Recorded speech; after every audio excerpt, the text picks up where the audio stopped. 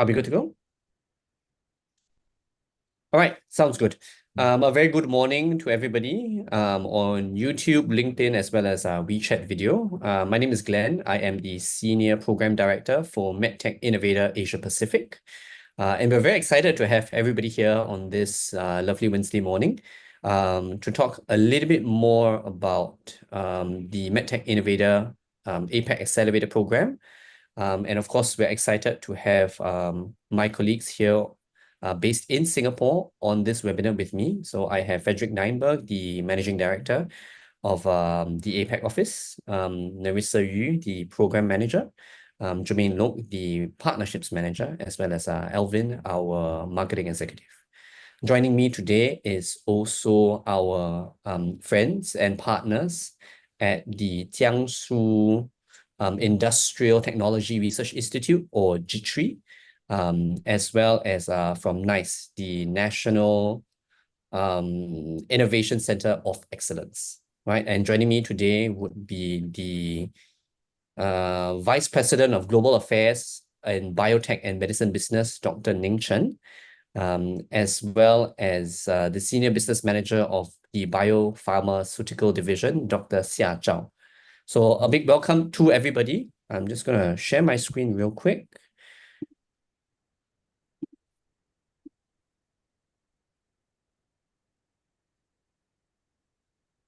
So today is going to be the MedTech Innovator APAC information session. And the purpose of this info session is for potential applications to our MedTech Innovator Asia Pacific Accelerator Program, which has already begun its call for applications and will be ending the applications somewhere about mid-January itself. Yeah, so co-hosting this webinar with me will be our partners from both JITRI and NICE. And right before I invite Dr. Ning Chen to share a little bit more about what JITRI and NICE do in China, I just wanted to also welcome everybody one more time to the webinar itself. So I think without further ado, I will stop sharing my screen and invite Dr. Ning Chen to present a little bit more about JITRI and NICE. Dr. Ning Chen, please. Okay.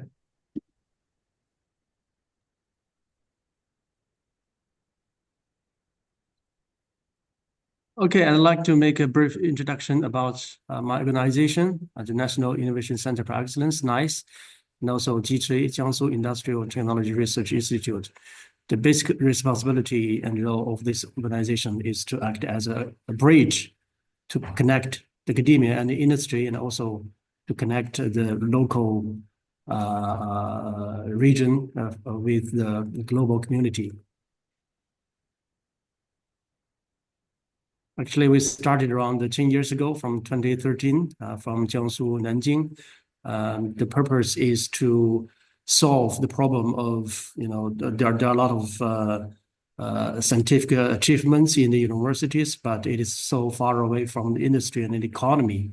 So around 10 years ago, we went around the world and learned from Fraunhofer Institute from Germany. So we set up a similar organization as JITRI to transfer the technology from the university to the industry. And 3 years ago, we copied this model from Jiangsu to Shanghai, another important city of China. And simultaneously, 3 years ago, the central government of China, the Ministry of Science and Technology, gave us the name of National Innovation Center for Excellence, NICE. So in the future, we will expand this mechanism to other 2 provinces in China. We call this Yangtze Delta region. And this region, we have the total population of 17% of the whole country, GDP 25%, R&D 30%, and foreign direct investment is about 40% of the whole country. And from the manufacturing output is about 8% of the whole world. And we have around 460 independent colleges and universities, and also 5.6 million students in the colleges. So we say this area is the most innovative, most industrialized, and the most internationalized area in China, which will provide a very good condition for the technology to be transferred here in this region. And actually, we do three sort of things.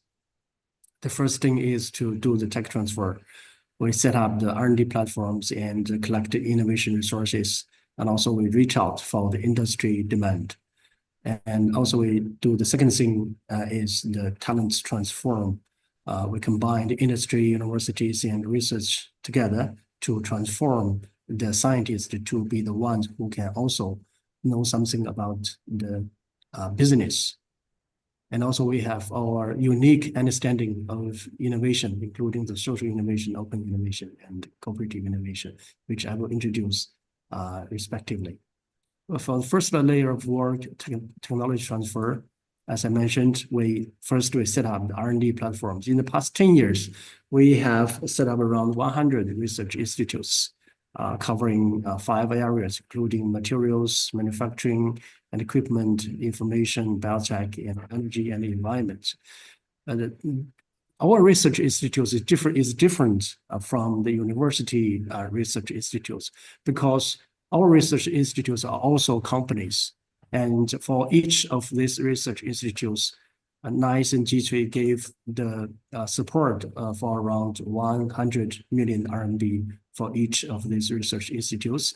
And we will make sure that the research team will take the primary share of these companies, which will motivate them, to transfer their technology into the industry. In addition to these 100 research institutes as a company, we have also set up around another 100 major project companies. For these major project companies, we support around 30 million RMB for each companies. And totally, we have input around $400 million for these 100 major project companies. And 15 of them have been very successful because the later market money have been input into these companies. So the initial $60 million input by NICE and JITRI have been appreciated to 200 million for the value of these 15 companies. So the research institutes and major project companies are the two kind of primary pillar for NICE and JITRI system. And on the other hand, we reach out to the universities both in China and other part of the world to cooperate with them to set up the official cooperation relationship. In China, we cooperate with around 120 famous domestic universities, and also around actually 90 international universities, research institutes, and organizations. And also we cooperate with the global, the multinational corporations, which have R&D centers here in this region in Shanghai and in Jiangsu, to cooperate with them, to learn from them, and to learn from their experiences and innovation resources to help the industry here in this region. Also could help the scientific achievement to find a scenario to be applied. So this we call innovation resources. The R&D platforms are the companies that we take the share, but for the innovation resources, we don't own any share of these organizations, but we cooperate with them. But for R&D platforms and innovation resources are the sort of the provider of the technology. And on the other hand, we reach out to the industry. We collect the demands from the industry. We cooperate with around 500 top companies in different segments. For each of these companies, they have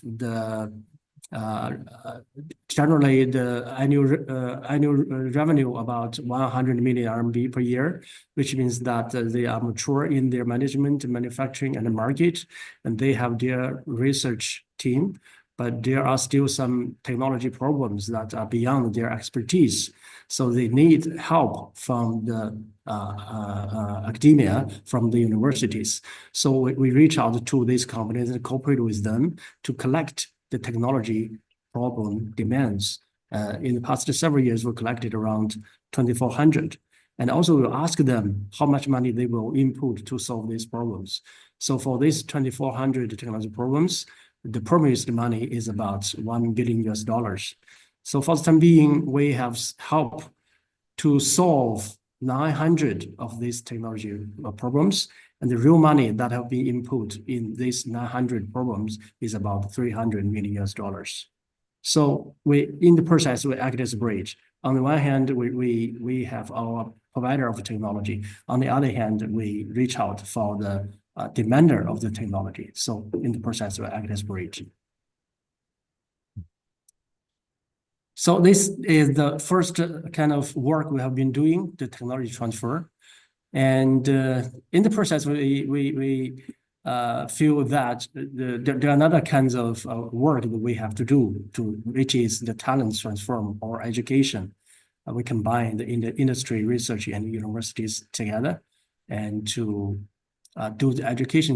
But the difference between NICE and JITRI's education from the university education is that we are the entrepreneurship oriented or industry oriented.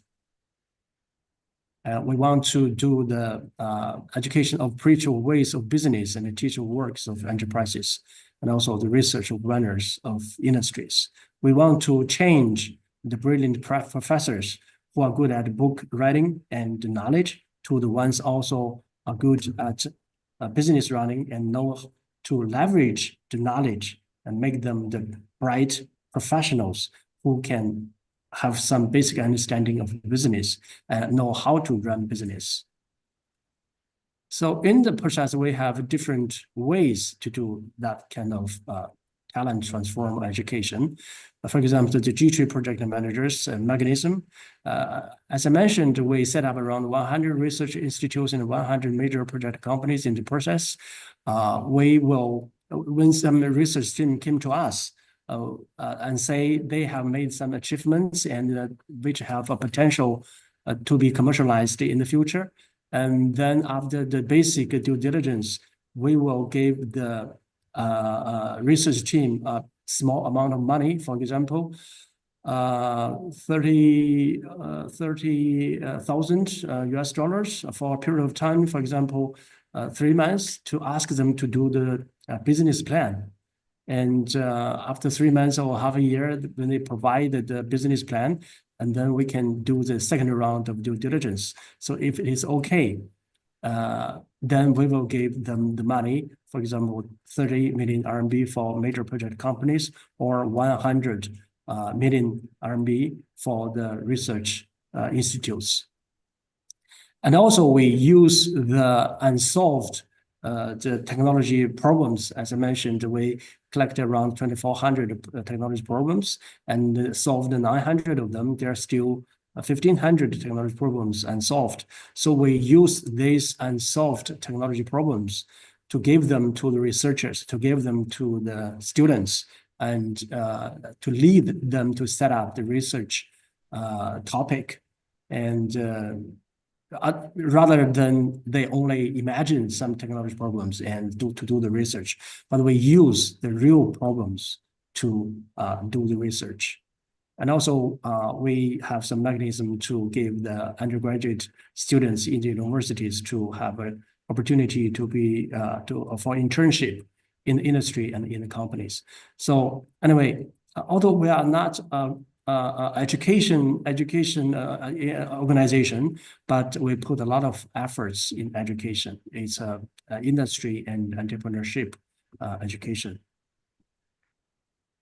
This is the second layer of work, the talent transfer. And also in this second layer of work, we feel that there are still another kind of work, which is talent transmit. We have our unique understanding of innovation, including the social innovation. We believe in that the essence of innovation is in new value rather than only new technology or new paper, new patents. For any innovation, it should fulfill the value for social value and economic value. That's our basic understanding of innovation. And also for cooperative innovation, There are some existing model to describe the process of innovation, technology readiness level, or the value of death, but we have our own understanding of the process. From science to technology to engineering to process to scenario to market, and from invention to production to application. And also we can think this way. It's still from science, technology, engineering, process, scenario, and market, from invention to production and application. But in this way, the scenario and the market is more closer or connected to science and technology. So scenario and market is ahead of science and technology. Application is ahead of invention. That's what we want to do. And in the process, we act as a bridge to connect the scenario, market, and science and technology. It's very similar to the clock. They are both closed loop. They are both start with end. The scale of the clock end with 12, but also start with 12. For innovation, the scenario and market should be the ending point, but it also should be the starting point. And they are both inner driven, and they are both run up. So for the innovation model, the second hand is sort of the knowledge, and the minute hand is sort of the capital, and our hand is sort of the talents, because talents is the most important part, but it's very hard to change.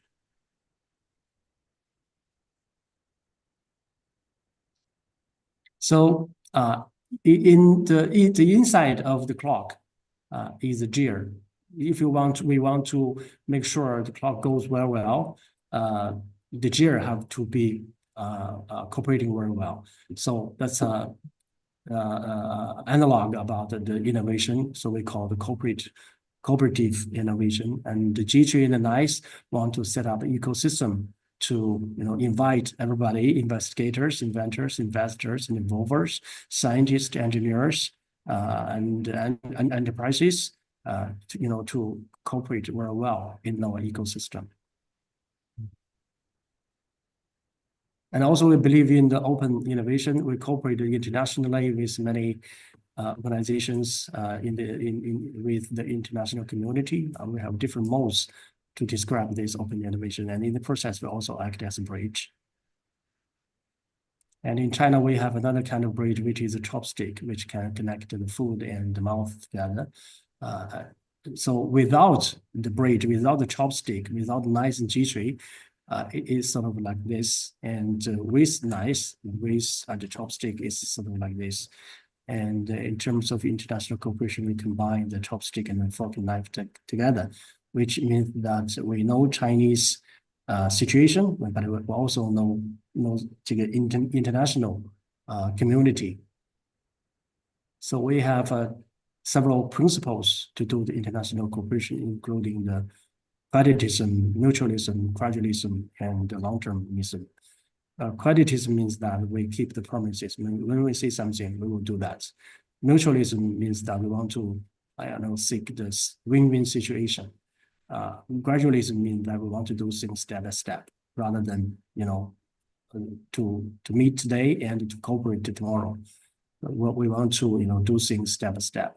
And long-term means that we want to set up the long-term cooperation to cooperate for the whole life, for 100 years. And for the international cooperation ways, we have different models to cooperate with our international partners.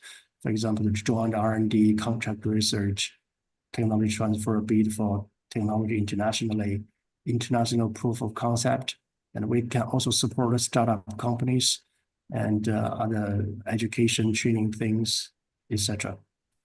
Anyway, my organization, again, acts as a bridge to connect academia and industry, to connect China, these regions, Yangtze Delta region, and other parts of the world.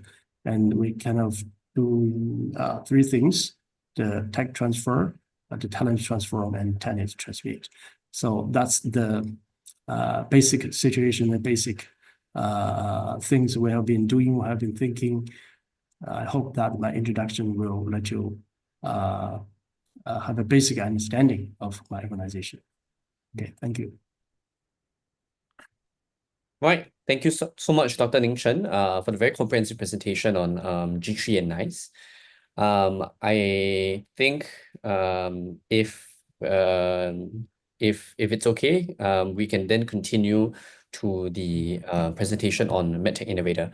So I'm just going to give a very short presentation on what the MedTech Innovator program is about, and how startups can take advantage of our program to take a look at how you can expand to an overseas market outside of the Chinese market itself. So a very big thank you again to Dr. Ning Chen.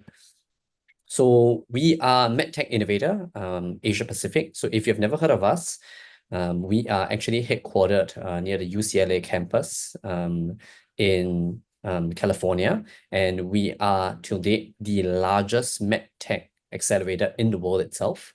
And we are a non-profit entity. So we focus on three key domains: medical devices, digital health, as well as diagnostics. And if you take a look at the bottom of the screen, you will realize that there are a few really big corporate logos on my slide right now. And the reason why they are there is because they are the reason why our program exists. And we work very closely with these corporate partners to help them find startups like you for them to work more closely with and potentially even acquire in the future.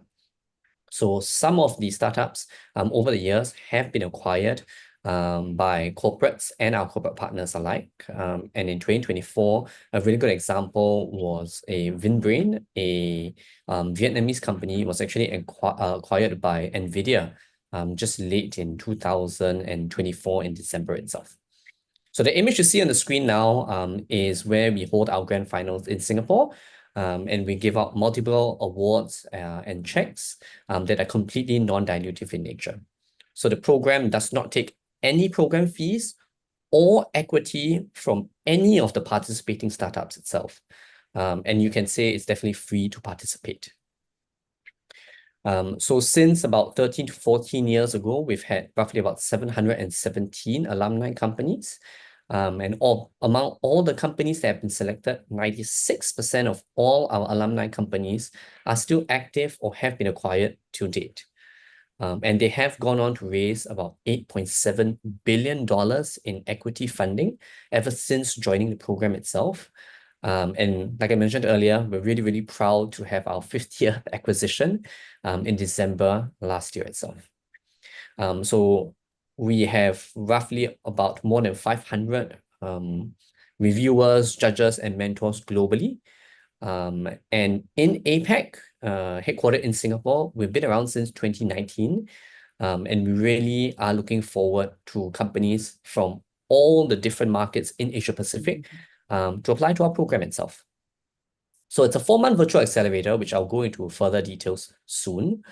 But basically, we work very, very closely with startups like you, our various partners, the entire ecosystem, not only in Singapore, but in the other markets around APAC as well, with the ultimate goal of impacting patients and bring your technology to market in order to help develop these technologies through life-saving and life-changing innovation in all markets around the world. So if we take a look at all our alumni, and these are the 124 companies from around APAC that have entered the program itself, you can see that you do not have to be a super advanced company, right? Series B, C, and D. Although we have roughly about 25% of all our companies in that space itself. You can be even early stage, like in seed, or even Series A itself. So we do have a good spread of devices, diagnostic, and digital health companies, as well as a good overlap among the three. So all these companies have gone on to raise roughly about 188 million US dollars in total funding. And as you can tell, they're really from all around Asia Pacific itself. So the MedTech Innovator program is only run once a year, once in, or rather one version in the US and one version in Asia Pacific. And we actually began our call for applications in November last year, and we will be closing our applications January 15th, right? So please make good use of this 1 week to really submit your applications to us. So once all the applications have been submitted, and we get roughly about 400 applications, together with our partners and corporate partners, we will then select roughly about 60 of these top companies to pitch at 4 different pitch events, 3 online pitch events and 1 pitch event live in Singapore itself, from the period of March to May 2025 itself. And then from these 60 pitching companies, we will then select 20 companies for the accelerator program. And the accelerator program is bookended by a physical event called the MedTech Innovator Summit in San Francisco, Mountain View itself, in 25th of June to about 27th of June. And then everybody flies back home for a 4-month virtual accelerator program where we will hold a dedicated 10-part series webinar focused on the areas that you, as our startups, would need. So for example, it could be distribution throughout APAC. It could be regulations. So we cover 10 very well thought out webinars for your benefit. And each and every company would then also be able to receive dedicated mentorship from the period of July to October. On average, each company gets about 1 to 3 mentors per company itself. And these mentors will be tailored directly to your startup needs. I'll share a little bit more later in my conversation with Dr. Xia Zhao. And of course, at the end of the program, we will meet again physically in Singapore for the grand finals and showcase, where you would stand a chance to win $175,000 US, non-dilutive, and multiple other prizes itself. Yeah. So this is just a very comprehensive view on the accelerator resources that we have developed to help innovators like you to become to grow your technology and company to the next stage itself. So this is just an example of an image that we took last year in San Francisco, where the entirety of the 100 cohort companies will join us at Mountain View, San Francisco for the summit. And this is a good example of the virtual accelerator webinar series itself, where we then cover the different areas of interest, from corporate partnerships to attracting talent to regulations in APAC as well as the US itself. Yep, and of course, these are just a good snapshot of, I think, what you can expect if you join our program. So last year's winner was actually APRevent from Taiwan, who won the cash prize itself. But we do have companies from across Asia Pacific that pitch for the finals, including InnoPace from Japan, K Imaging from Canada, as well as Curative from Singapore itself. Right, so our applications are open now, and they will close on January 15th. So if you are interested, I would definitely recommend starting your application today by scanning this QR code you see on the screen right now. And if you're unable to scan it, my colleagues will indicate the link to the application in the chat on your screen as well. If you have any questions regarding the regarding the APAC program, do write your questions in the chat as well as in the Q&A function that's been provided in this webinar itself. We'll be glad to take the questions at the end of this info session itself. So applying for our program is really straightforward in our dedicated application portal. All you need to do is create and sign into your account, add your company to our database. If you have applied before but didn't manage to get into the program, we definitely welcome you to apply again. On average, it takes roughly about 1 to 2 times for companies to be accepted into the program itself. And then most importantly is when you start an application, do select the MedTech Innovator APAC Accelerator Program to apply directly to our program itself. Right. So I think without further ado, we would like to invite Dr. Xia Zhao, the Senior Business Manager of the Biopharmaceutical Division, for the Shanghai Yangtze Delta Innovation Institute, to join me on screen now. Hi, Glenn. Nice meeting you. And hi, Hi, everyone Xia. on the stream. All right, thank you so much for joining me today. So the fireside chat today, which will last roughly about 20 minutes before we move into a Q&A segment, Sure. we'll really focus a little bit more towards why or what are some of the trends that you see for Chinese companies that are looking to internationalize itself. So we will cover some of the key pertinent areas of when would companies be ready to grow internationally. Maybe what are some opportunities that you see when it comes to Chinese companies moving internationally, as well as maybe where and how these companies can do something like this. So we'll just start Sure. out with maybe the first topic of the day, and that is why, because China is a really big domestic market, right? Is there really a need for Chinese companies to go international? I think the answer is for sure is yes. And actually, the trend for Chinese companies to go international does not happen recently. The trend has started almost 10 years ago, since maybe 2014, 15. And here's a number. The number of, I just checked online, the number of Chinese medical devices registered abroad was over 4,000 10 years ago in 2015. But by the end of 2023, last year, the number went up to over 50,000. So it's tenfold already. And I think there are a number of reasons. The first is that there's simply a much bigger market out there. That although China's huge population size makes it a major market for most industries, but compared to the entire globe, it's just a fraction of that. Let's take the medical imaging, because I'm from medical imaging background. Let's take that segment, for example. China's domestic market for medical imaging equipment only accounts for about 20% of the world's total. And the second, exploring abroad gives the company access to many resources it needs. Let's take Mindray, which is a bellwether of Chinese medical device company, for example. Mindray becomes what it is today via a series of mergers and acquisitions, or M&A. And the targets of these M&As involve a number of international companies or foreign companies. For example, in 2008, Mindray purchased a vital sign monitor manufacturer called Datascope to obtain not only its pipelines, but also its market in the US and European countries. And in 2013, it acquired Australian distributor called Alco for its distribution channel in Australia and New Zealand. And also in 2013, Mindray acquired an American ultrasound company called Zonari for its technical know-how.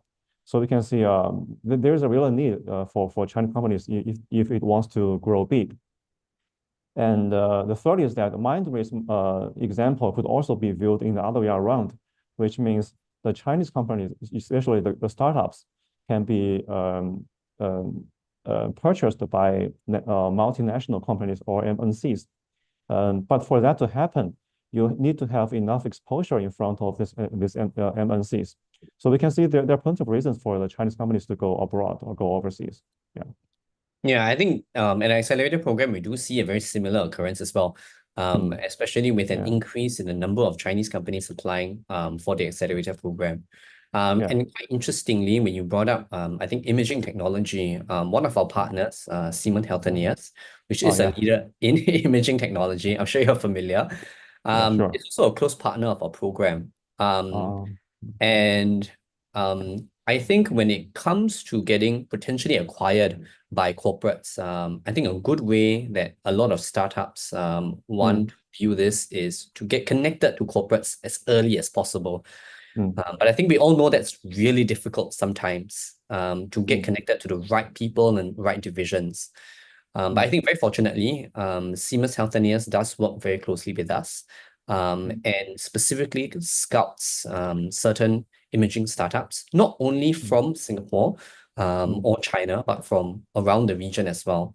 So 2024 was a pretty good year. Siemens Healthineers did mentor and judge companies from Korea, from China, from Japan, and even as far away as Canada itself. So I think it's a really good way to get on the radar of some of these corporates early. So Correct. even if you are not at the stage to be acquired, our view is that maybe it's not too it's never too early to get in conversation with some of these partners itself. Because it Or will to get come in a contact point. with them. Yeah, that's right. Yeah. Yeah. So I think definitely we agree with you. I think going overseas is indeed a really positive thing when companies are ready. And I think that brings us to the second question of the day, right? And that is, when do you think Chinese companies would be ready to make that leap of faith to venture into selected overseas markets? So actually, there's really no general answer to that question. And it highly depends on the pipeline of the company and the gene of the company itself.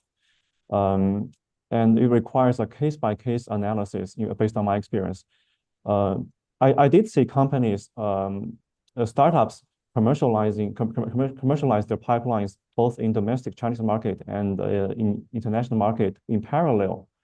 But it was because the management team of that company come from international background itself. So they have such certain resources to help them do that. But even they didn't start with North America or European countries as a starting point, because we all know they have the high standard for the regulation, right? But for most Chinese companies, I would say, I personally think it might be better to lay a solid background or foundation back home in China before going abroad. By that, I mean, you should probably satisfy the following two criteria. The first is that your product should be based on unique technology, and the technological know-how should have a relatively high threshold, not easily copied.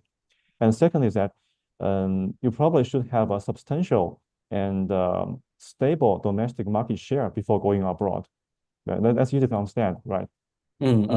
Because it's important to keep in mind that going overseas or going abroad should be a proactive choice of the company to expand a healthy business instead of being a passive move to barely stay alive. Because think about that, if you cannot even survive in a relatively friendly domestic market, how would you expect to survive in a more complicated global, right, competition? So yeah, especially since the China market is a really big domestic market in it itself. And I think that's something we see quite similarly for companies that apply through our program as well. Majority of the applications are not super young companies, right? They are companies that, like you've mentioned, I think have a vision for where they would want to be in the next 3, 5, or even 10 years.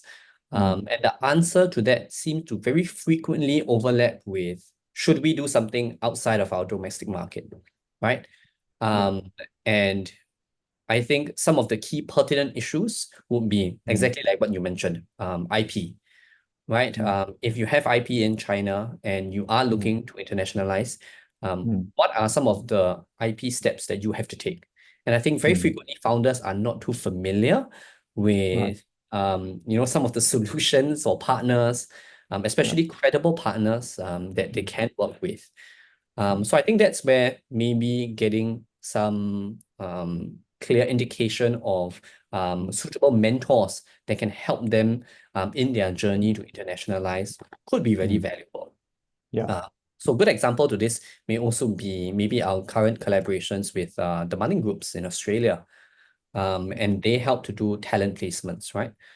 So for companies that are looking maybe for somebody that is going to sit either in Singapore for the Southeast Asia region or ASEAN region, we can help to connect them with some of these partners who can then help to advise them a little bit more towards some of the strategies that they should take, either in talent or in regulation, to really bridge that knowledge gap.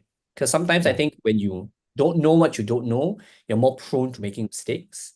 And the MedTech Innovator program, together with our partners like JITRI, really becomes that bridge that can lend itself a good knowledge platform to many of the companies itself. Right. I think that also brings us to maybe we've covered the why, we've covered the when. Maybe we should also cover the what and the how, right? In your opinion, do you see a lot of opportunities for Chinese companies to take advantage when it comes to outside of their domestic market? Yeah, sure. And in my personal opinion, there are a couple of opportunities I see. The first is that the opportunity from the emerging market.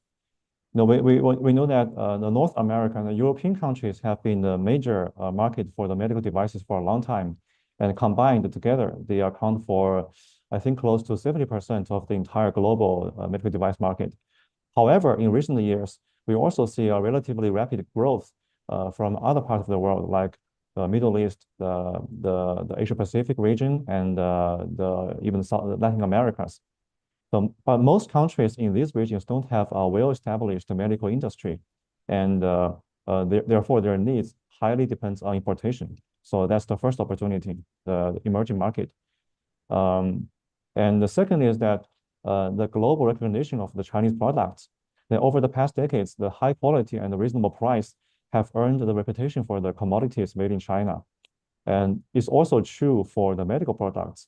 And the traditional impression that the product made in China are usually middle to low end is also gradually changing as well. So I think such recognition throughout the global community would also help the Chinese companies to reach out. And the third is the high efficiency. The population size of China gives us a relatively easy access to many different kinds of indications and diseases, which means that clinical trials could be performed in a relatively fast pace.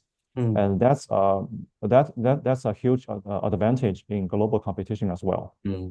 And another one, I think, maybe coming from the policy.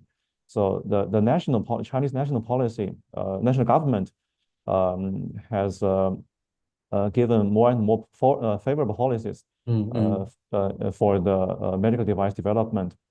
For example, the government has expedited the registration process for the medical devices with breakthrough innovations to accelerate their commercialization. And that will also enhance their competitiveness, because the faster you reach the market, the more opportunity you will have, right? So yeah, I think that those are a number of opportunities I have seen in the past years. Yeah. And you would say in broad, JITRI and NICE are really just one of many partners that are very keen in helping companies to grab some of these opportunities. Yeah, sure. Here in NICE and JITRI, we do a couple of things. The first is that, as Dr. Ning Chen in his introduction, he mentioned a cooperative mechanism with the industry leaders called Joint Innovation Center, or JIC.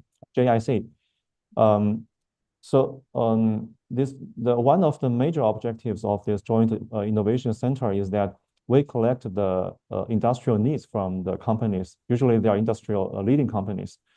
And after the collection, we help them find the partners to solve them. Usually it's in the form of research contract.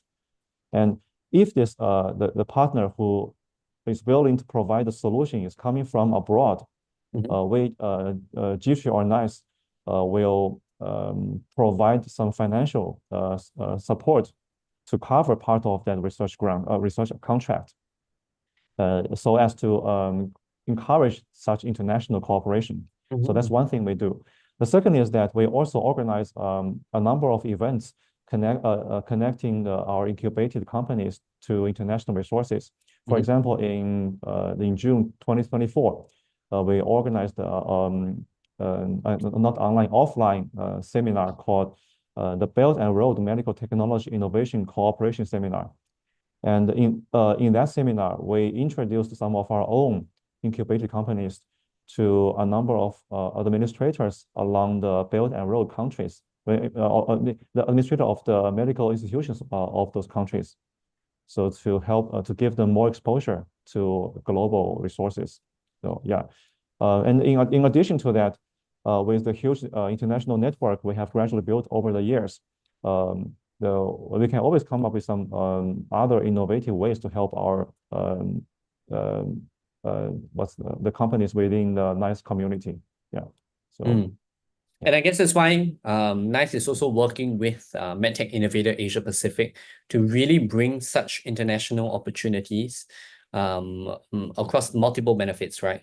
Getting in touch with good mentors from across Asia Pacific, getting to help them solve some of the key pertinent challenges that they would face with regards to market entry in the certain markets that they are interested in as well.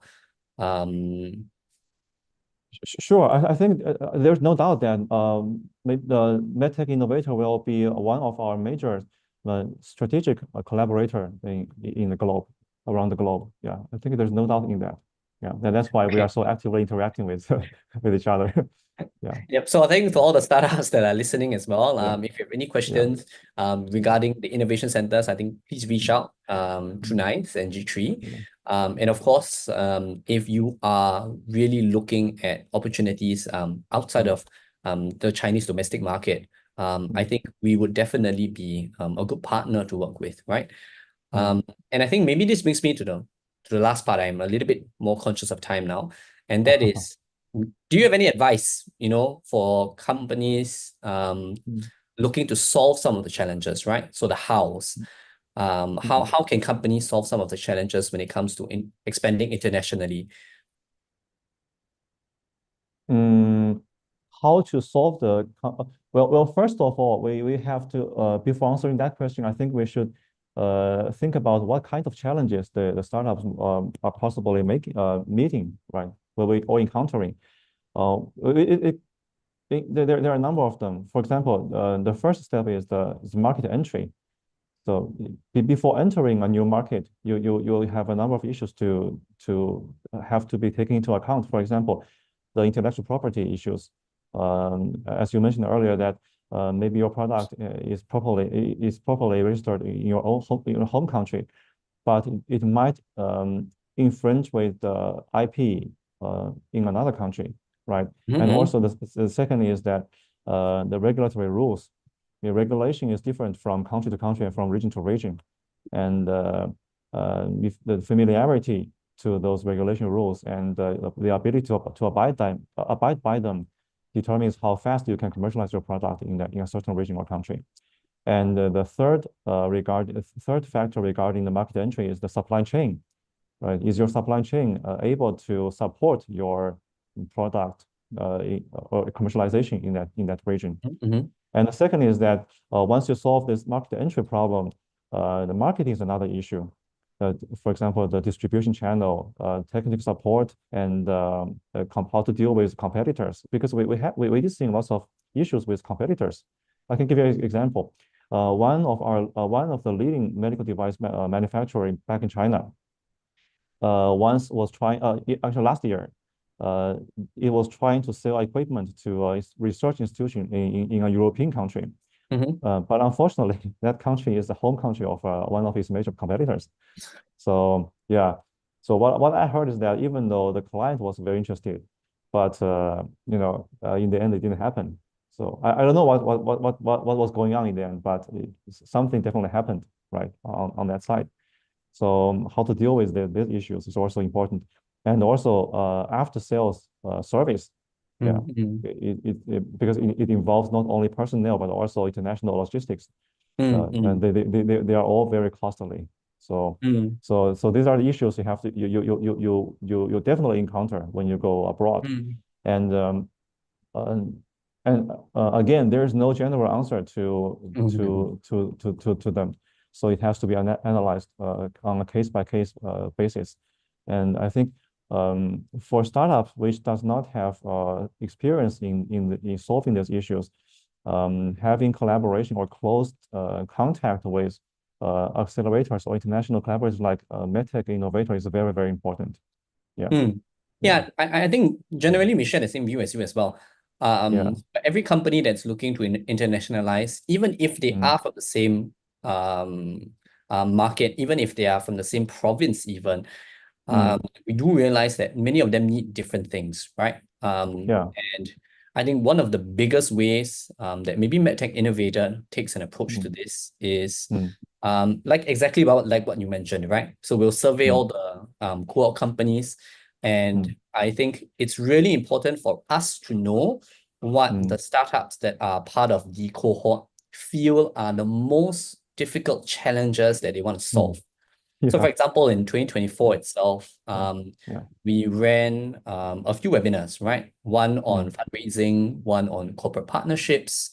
And the corporate partnerships one, we actually managed to get on board somebody from Johnson & Johnson and Olympus to share more about how corporates really go about identifying the right startups to work with, be it in the short term or in the long term.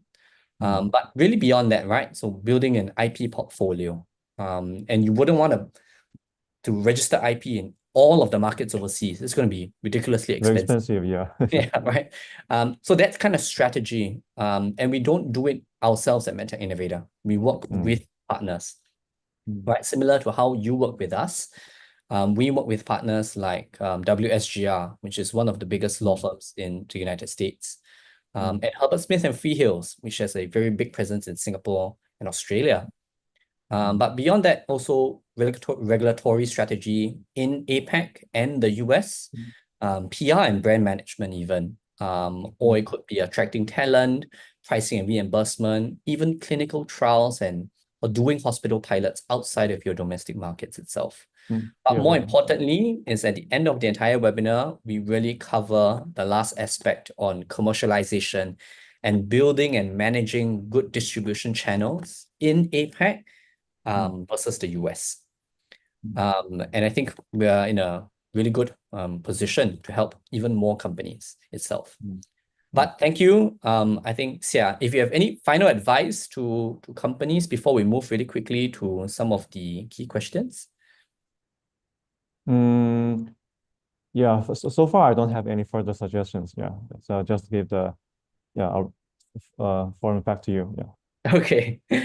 So yeah, besides applying to the MedTech Innovator program, maybe I can just cover a few questions. And if you have any other questions, do indicate them in the Q&A. If I cannot cover them in time, we will email you some of our responses itself.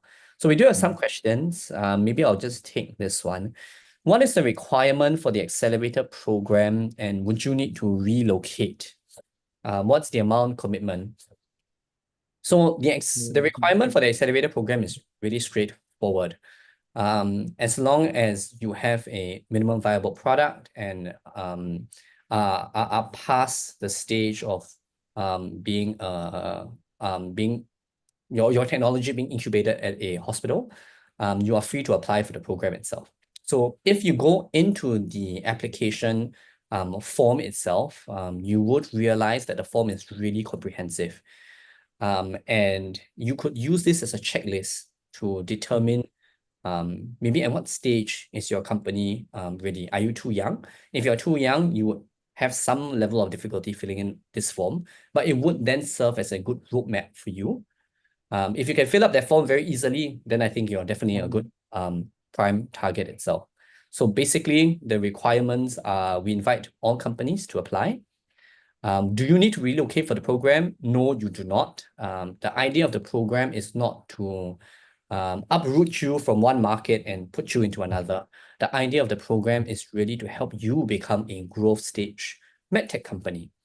And that's why the only two physical events for the program are in June at Mountain View, California, for you to develop a community within the US market, as well as a second physical part of the program where we'll need you to fly to Singapore.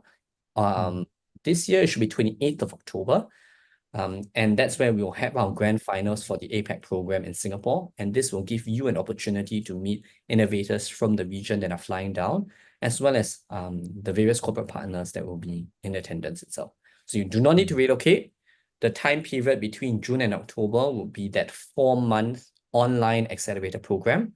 So the mentorship will be online, the webinars will be online, and all the consultations will be online as well. And the last part of your question is the amount required to apply for the program. So like I mentioned earlier, there will be no program fees for the program, and we do not take equity at all. So you will not be required to key any credit card details or to make a down payment or anything like that. All we need you to do is really to take some time, go through the application and really fill that up. Take some good effort to fill that up, because our judges and reviewers from all around the world will be looking at your company and your technology based on the information that you are able to provide. So the more clear and accurate and more detailed information that you can provide would definitely help your case in being selected to pitch and eventually being selected for the program itself. Right? So you do not need credit card details, okay? There is another question, and that is this for US companies interested in commercializing in China or Chinese companies looking to internationalize in the US? So I think the answer to this is, I would say, a little bit of both. So we are not a go global kind of program where we help specific companies from specific regions. I'm just going to give you an example, right? So the program is not for US companies specifically to enter the China market, or for Chinese companies specifically to enter the US or Singapore market. We do cover, I think, certain areas of interest regarding commercialization in APAC itself. So if you do have technology that targets an Asian prevalent disease, or are based in APAC, or have an interest in APAC as a region, right? Then we do recommend that you apply for the APAC program itself. So in short, I think the answer is yes, but we will not cover commercializing in China specifically. If that is an area of interest for you, then I would say once you're selected as the program, we'll do our best to find a relevant mentor that meets your needs. And I think this will bring me to the next question very well, and that is, how do we select our mentors, right? And I'll just like to reassure you that it is not a case whereby we select 10 random mentors and just assign them to all the 20 cohort companies. We actually have a very specific way of getting mentors to be allocated to the companies itself. So you, as our cohort company, would tell us what are some of the key areas of development that you are interested in. So I'm going to take maybe distribution as a good example, right? So if one of the key areas is either IP or distribution, what we will then do is to help you find a mentor as close to your needs as possible, that's dedicated either in the IP or in the commercialization space. I can draw an example from a company from Australia called Sydney Heart Valve. So actually, Sydney Heart Valve received a mentorship from two corporate companies, Johnson & Johnson as well as W.L. Gore, that's based in Shanghai. So this Sydney-based company received mentorship from a business development manager from Singapore, from Australia, and from Shanghai itself. And that really covered the key pertinent question of how do I work with corporates? But they also had certain other questions, like, for example, if I'm going to expand outside of Australia, right? So outside of their domestic market, what are maybe some of the key talent candidates that I can hire outside of Australia to help me manage my Southeast Asia or Asia-Pac presence itself? And that's where we got the Mullings Group, the president of the Mullings Group, actually, which is a really dedicated talent advisory agency to help them along their talent and recruitment needs journey, right? And everybody gets different mentors, right? The overlap in mentors is very, very little. We have about 33 individual mentors for the 20 cohort companies that are part of our program. And I think that's a really big opportunity that our startups can take advantage of. Right. So I hope I've answered as many questions as I can. And I think we've had a really good presentation by Dr. Ning Chen. And I think a really big thank you to Dr. Xia Zhao for joining us and sharing a little bit more about your insight with regards to Chinese companies looking to internationalize. So before we call this info session to its end, just wanted to call out one more time. The application for the MedTech Innovator APAC program will end on January 15th, 2025 itself. So if you have not applied for the program, please do so. And I will share with you the QR code one more time. And that's right over here. Right. So if you haven't, please do join us. It does not take we do not take any program fees or any equity, so we're completely free to join. So I think take that next step to internationalize today with MedTech Innovator. With that, I thank you and have a good week ahead. Yeah. Thank you all. Thank you.